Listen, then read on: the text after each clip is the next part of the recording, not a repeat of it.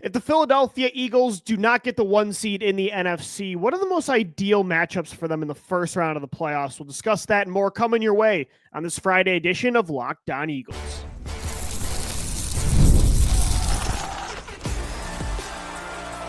You are Locked On Eagles, your daily Philadelphia Eagles podcast, part of the Locked On Podcast Network, your team every day. Thanks so much for making Locked On Eagles your first listen each and every day. Today's show is brought to you by FanDuel. You can start the season with a big return on FanDuel. New customers can place a $5 bet, and you'll get started with $150 in bonus bets if you win your first $5 bet. Just visit FanDuel.com to get started. Eagles-Panthers this Sunday. The 10-2 Eagles trying to make it now 9 straight wins with a win over Carolina, who they are right now 13.5-point favorites against at Lincoln Financial Field. The Eagles finally back at home. It really does feel like the Eagles have played the majority of the season on the road, which is true. They'll finish, though, the season home in all but just one game, and that game is in Washington, so you just have to take a bus to D.C. So that's huge for the Eagles to get some much-needed rest. And I think this is a game that they should hopefully take care of business early. And speaking of rest, get some guys out in the third quarter. Like, let's build a lead early.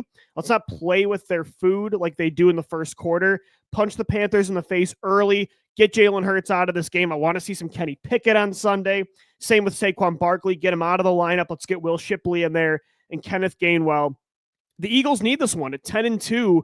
It might not seem like a really important win, but the Detroit Lions won yet again on Thursday in a crazy back-and-forth battle with the Green Bay Packers 34-31, and it doesn't look promising for the Eagles to get the number 1 seed. They're going to need a lot of help down the stretch. They'll have to probably win out and have Detroit drop another game here, and then, of course, tiebreakers go into play, but the Lions look really good, and the Eagles have a little bit of an uphill battle for sure to get home field advantage throughout the entire playoffs. But like I said on the show the other day, even if they are the 2 seed, I'm not worried. I still like them to go into Detroit in an NFC Championship game and beat the Lions. 6-1 on the road this year. I think the Eagles and Lions are the 2 most complete teams in football, but I trust this Eagles team. They are road tested, and I think Jalen Hurts would make the extra plays in a close game that Jared Goff wouldn't. And I'm still standing by that take. Obviously, you want the 1 seed and you want Jared Goff to come to a cold Philadelphia in late January. Like, of course you want that. And the last 2 times the Eagles have made the Super Bowl, 2017, 2022, you were the 1 seed. The NFC playoffs ran through Philly. So, of course, you got to fight for that. And you still have a chance. But if they're the 2 seed, I'm not suddenly like, oh, they can't do it. You'll still get multiple home games for the playoffs. And then if you got to go to Detroit, again, not ideal. That's a really tough place to play, and the atmosphere there would be insane. You know, last year they made the NFC title, but it was in San Francisco. This time in Detroit, it would be a tough battle for sure, but I like Philly's chances, and I like their chances to get to the NFC title, even if they're not the number 1 seed. I was thinking about this, though, last night when I saw the Lions win. I'm like, okay, I'm going to start preparing for the idea of the Eagles being the 2 seed. Like, let's say what it is right now, that is what it is in the playoffs. Like, what the seeding is currently pretty much stands still. Who are the ideal, because there's only 1 bye week now. Remember, there used to be 2 in the AFC and the NFC. So the Eagles will have to play in the wild card round with the 2 seed. Who would you want to play right now? Like, the NFC playoffs, you kind of pretty much know who's the 5 and 6 seed for the wild cards. It's going to be in either order. Probably the Minnesota Vikings at the 5. And it's going to be of course, the Green Bay Packers at the 6. Then you have the Washington Commanders right now at 8-5, currently holding on to that 7 seed. You got a bunch of teams at like 6-6. The Seahawks at 7-5, leading the division. Then a lot of those teams in the West, a couple games back. Arizona 6-6. The LA Rams, who the Eagles beat a couple weeks ago, they're 6-6. You've got, I believe that's pretty much everybody. I mean, the 5-7 49ers. The 6-6 Tampa Bay Buccaneers and the 6-6 Atlanta Falcons. So it's pretty much everybody that's average in the NFC South and that weird NFC West conference trying to fight for a spot. Again, I think the Eagles would be favorites against all of them, and they've already beaten a bunch of those teams. The Rams, they've taken care of business against the Commanders. They beat the Packers already.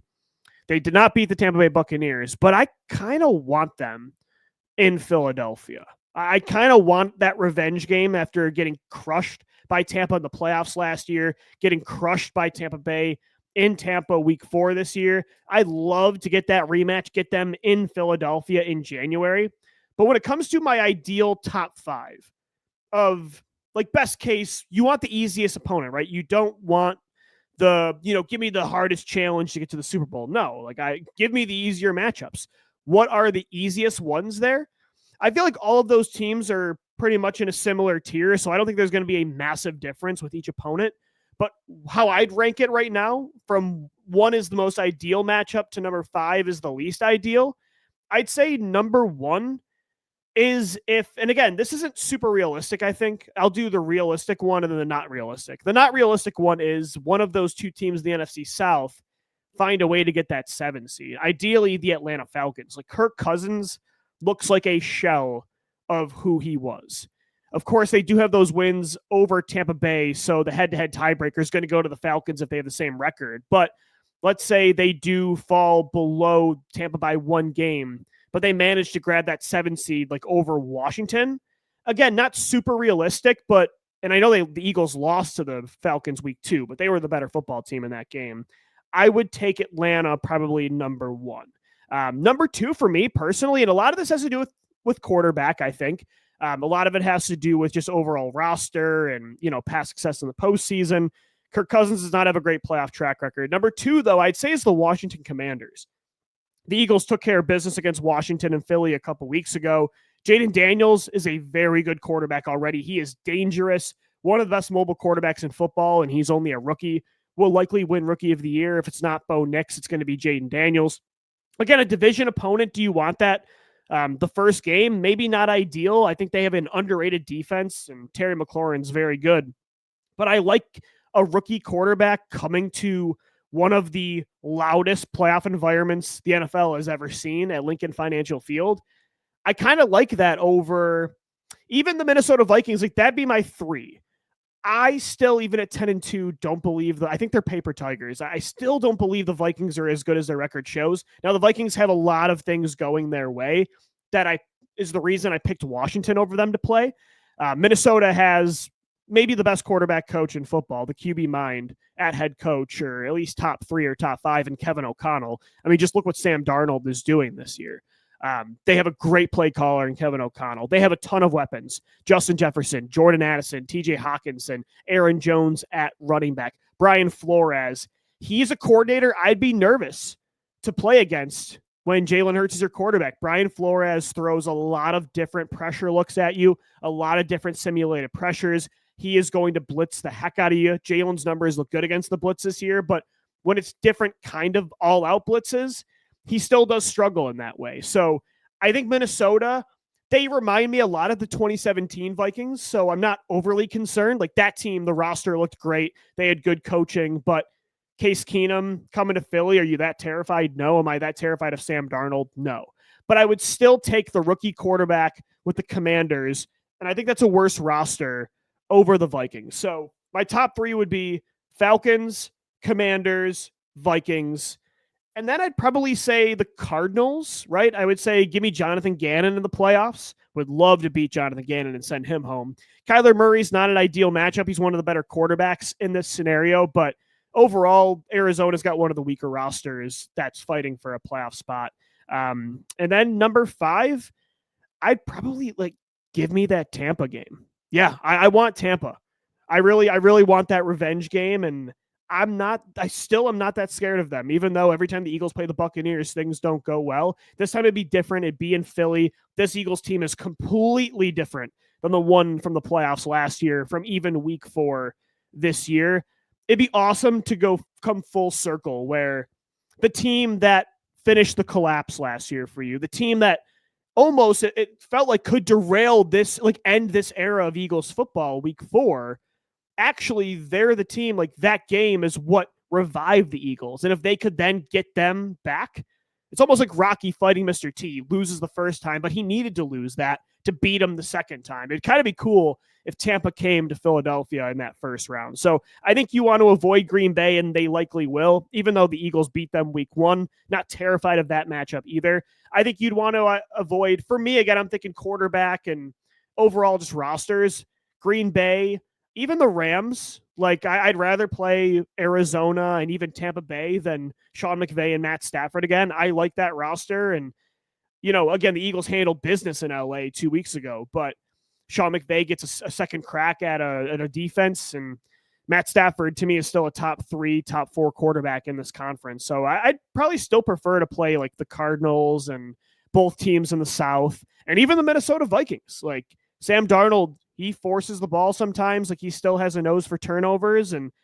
again, they remind me a lot of the 2017 Vikings. I still don't believe like they're this legitimate juggernaut. So I think that's the top 5 I would go.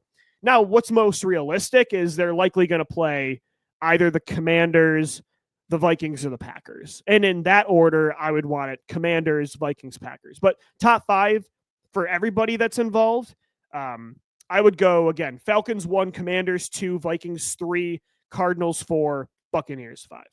So, again, the Eagles right now, hopefully they can fight back, get a win against the Panthers, and, stay one game within the 1 seed against Detroit. But start to prepare a little bit for that 2 seed being the scenario that plays out. And if so, I like the Eagles' chances against all these teams that are very, very similar in roster construction and level of quarterback play. But those would be the top 5 that I would want coming to the link for sure.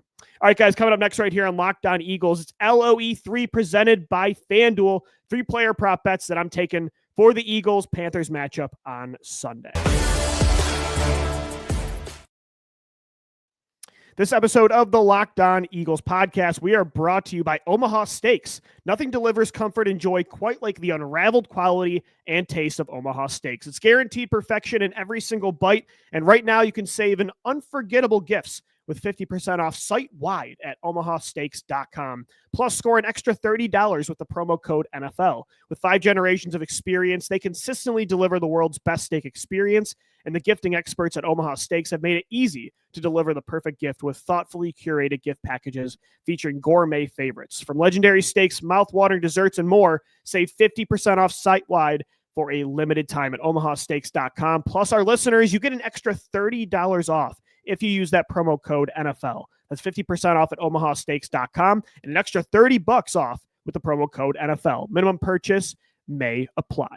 And guys, today's episode of Locked On Eagles, we are also brought to you by Skylight Frames. Missing someone this holiday season and want them to be a part of the festivities from afar? We've got the perfect gift for you. Skylight Frame is the touchscreen digital photo frame your whole family will love. Upload thousands of photos with your phone and watch them appear in seconds. It's so easy to use. Setup, again, just takes less than a minute. Invite friends and family to easily share photos via the free Skylight mobile app or email. You can add new photos straight from your phone from anywhere. The touchscreen is an absolute game changer. You can swipe through photos, tap to see new photos sent, tap the heart button to say thank you to the sender, and it looks beautiful in your home. 2 sizes to choose from as well. It's much better than social media satisfaction, completely guaranteed. Right now, as a special limited time offer for our listeners, get $20 off your purchase of a Skylight frame when you go to skylightframe.com/NFL. That's skylightframe.com/NFL. Get $20 off your purchase now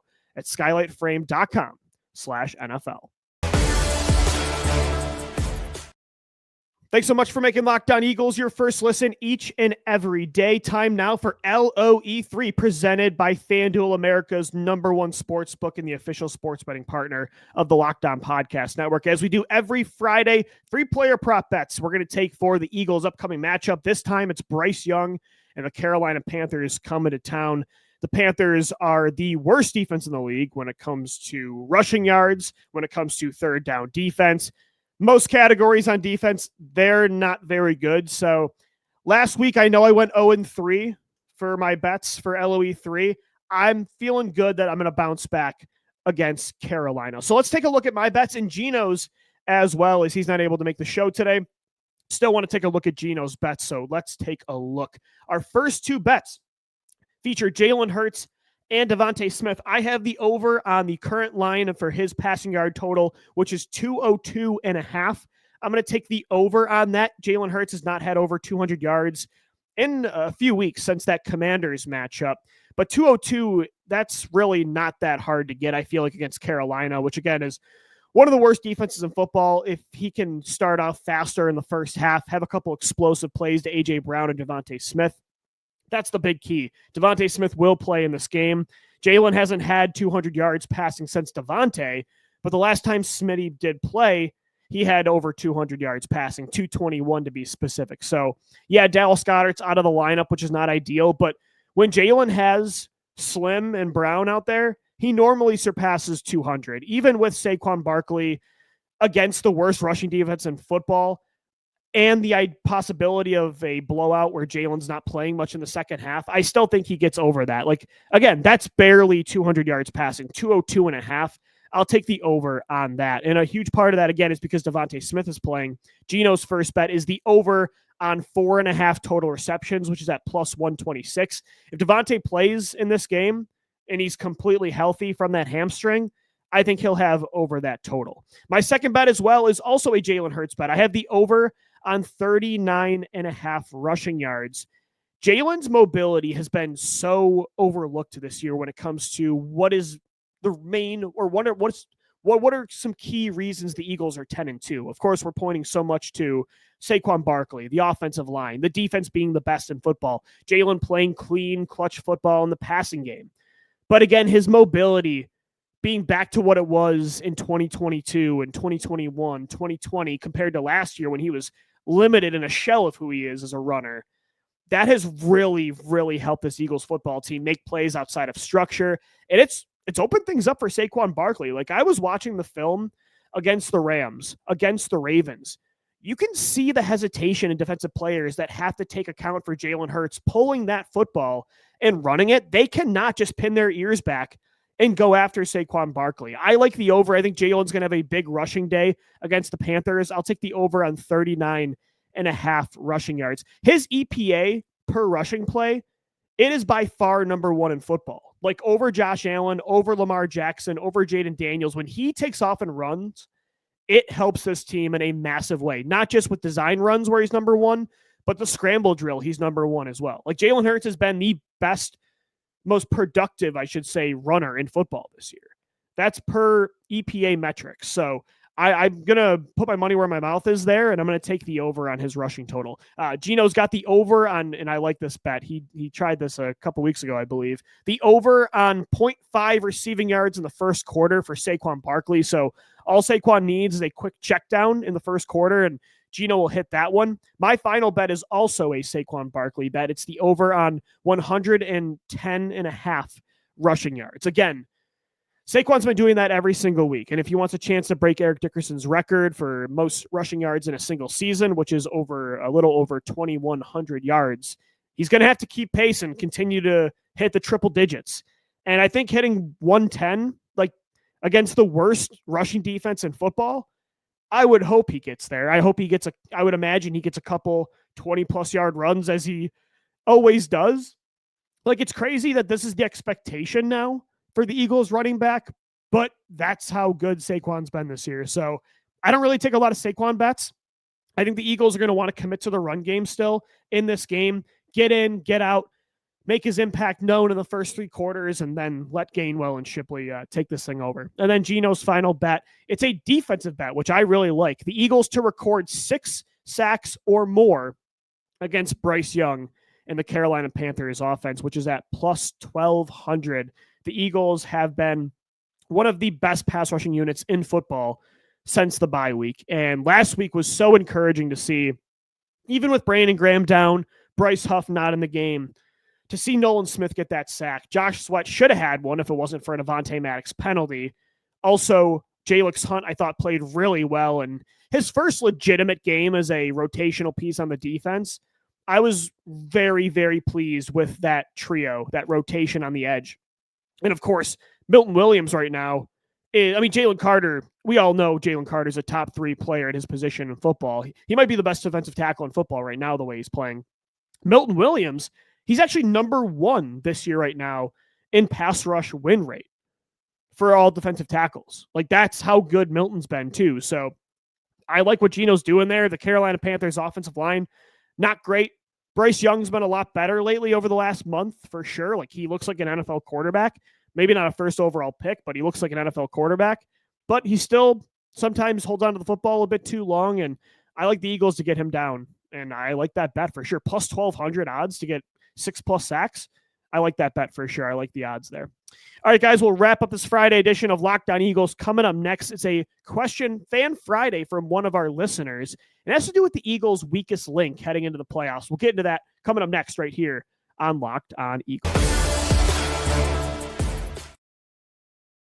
This episode of the Locked On Eagles podcast, we are brought to you by IceShaker. I know you're like me and your holiday shopping lists. Let's just say they're far from complete. That's an understatement. Well, if that's the case, I've got the perfect gift for the passionate sports fan in your life. Perhaps you've heard of IceShaker. IceShaker is now officially licensed with the NFL, the NHL, the NBA, the NCAA, and the MLB, and they'll make the ideal gift for whoever you're shopping for this holiday season. Created by and used by the Gronkowski brothers, IceShakers has sold over 1 million bottles. They have changed the game with workout bottles, and this is the gift you've been looking for. Go to IceShaker.com, use the code LOCKEDONNFL at checkout, and you're going to save 25% off on your order. They are so great. They've got these patented twist-in agitators that break up powders, but it's silent when you shake it instead of, the annoying ball. It's awesome. I have an Eagles one, the Midnight Green version. Gino Camilleri, my co-host, he's got the Kelly Green. Again, they're licensed by the NFL, NBA, NHL, NCAA, and MLB. Order your team branded bottles today at IceShaker.com. Use the code LOCKEDONNFL. You'll get 25% off your order. IceShakers, show your support for your teams with the best branded workout bottles on the market in IceShakers. Guys, today's show is also sponsored by FanDuel. As you heard, what we're taking for LOE3, you can get ready to tackle the NFL action with FanDuel, America's #1 sportsbook, because right now, new customers, you're going to bet $5 and get $150 back in bonus bets if you win your first bet. So again, take the over on Saquon Barkley's rushing yards this week. Take the anytime touchdown for Jalen Hurts or for Saquon. $5, that's all you got to do. You win that bet, you're going to get $150 back in bonus bets. FanDuel, they give you everything you need on the app. When you get a hunch in the middle of the game, you can check out the latest stats, view live play-by-play, and so much more on the same page where you place your bets. Just visit FanDuel.com to join today. Again, you'll get started with $150 in bonus bets if you win that first $5 bet at FanDuel.com. Never waste a hunch and make every moment more with FanDuel, an official sportsbook partner of the NFL. All right, Louie DiBiase, wrapping up this Friday edition of the Locked On Eagles podcast, and we're going to do it through Fan Friday. Got a question from Jason, one of our YouTube viewers. Shout out to Jason. Thanks so much for tuning into the show and asking a question. We haven't really heard from we haven't done a mailbag in a while, so I thought, let's hear from somebody. Jason writes in, and this is a good question. I'll throw up the graphic. What is the Eagles' biggest area of weakness heading into the playoffs? One thing you might be concerned about when it comes time for the postseason? It's a good question. It's a good question right now because even like for stock up, stock down, we've been doing so much stock up, right? I mean, they're 10-2. They've won 8 straight games. The defensive line's balling. The linebackers are balling. The secondary's balling. The offensive line and Saquon Barkley together is maybe the best rushing attack in NFL history. Jalen Hurts, I think, is playing exceptionally well and extremely underrated right now for what he's doing for this football team. So yeah, like, what's the weak link? Like, what do they have to work on? Obviously, no team is perfect. So heading into the playoffs, is there a player you're worried about that a team can pick on? Is there something about this team in general? And we did talk about it a little bit to end Tuesday's show. I would probably say it's still the first quarter offense, specifically the first quarter passing offense. Like, can you do that and get away with it against Detroit? Probably not. Can you do that against Green Bay again? Or Minnesota? Probably still, I would say. But for the Lions, no, you can't play as bad as you have in the first quarter. The good news is, though, if A.J. Brown, and it's an if A.J. Brown, Devontae Smith, and Dallas Goedert are healthy, which has not happened much. There's only been a couple games. All 3 of them have been healthy this year. I still, even though I'm not happy with how inconsistent the passing game's been, and I think Kellen Moore has been an inconsistent play caller. There's been games I love him, and there's been games I hate him. And there's been games that Jalen's been bad too. And there's been games when he's great.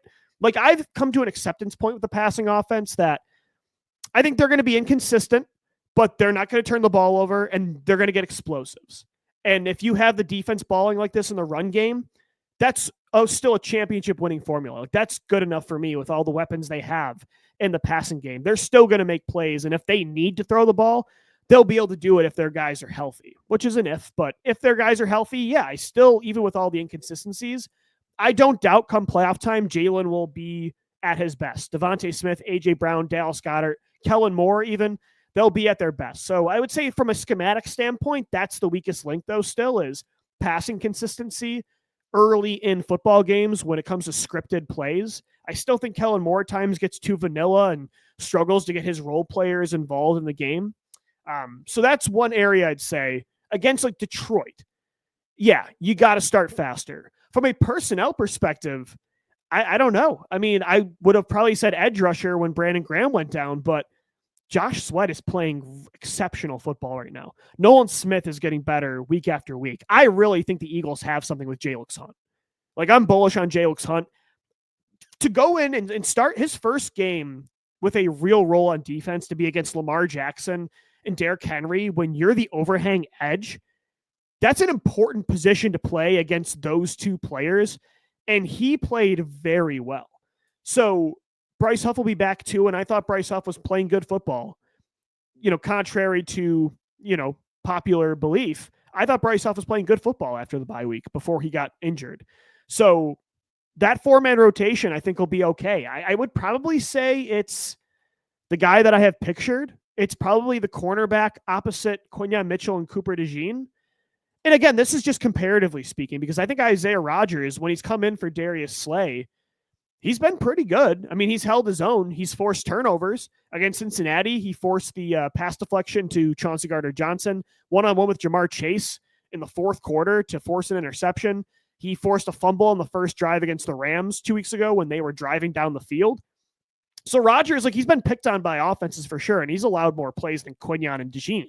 But those guys don't give up anything. So if Darius Slay continues to get hurt, I'd probably say Isaiah Rodgers. And I don't want to say Slay would be the weak link, though, if he's healthy, because he's been very good this year when he's healthy. But I would say that opposite corner spot, when you combined Darius Slay's not consistently being on the field, he's coming in and out of the lineup like he's Jason Peters. And then if he isn't playing and it's Isaiah Rodgers, I would say he's probably the weakest link of your defense. So, but again, am I like concerned about that? No, it's not like it's, oh no, Michael Jacquette's coming into the game. Like, this team's going to get picked on every single play on that side of the field because they have a terrible corner. And so Isaiah Rodgers has been fine. So I would say probably, though, from a schematic standpoint, first quarter passing, from a personnel perspective, it's Darius Slay's health at corner, and then just whoever the guy is that takes over for him, which has been Isaiah Rodgers. If it's Keely Ringo, I'd probably say that, because outside of that, there's nothing really about this roster that screams, hey, weakness, like, let's exploit that. There really isn't anything. Like, they are a complete football team, as much as you can get in the NFL. All right, guys, that's going to do it for today's episode of Locked On Eagles. Thanks so much for tuning in. We'll be back right after the game. Eagles-Panthers, hopefully recapping another win, which would be 9 straight for the Eagles to get to 11-2. We'll be back on Sunday for the postgame show. Until then, thanks so much for tuning in and making Locked On Eagles your first listen and watch each and every day. Louie DiBiase signing off. Thanks so much for downloading, watching, and listening, and let's go Birds. Fly, Eagles, fly.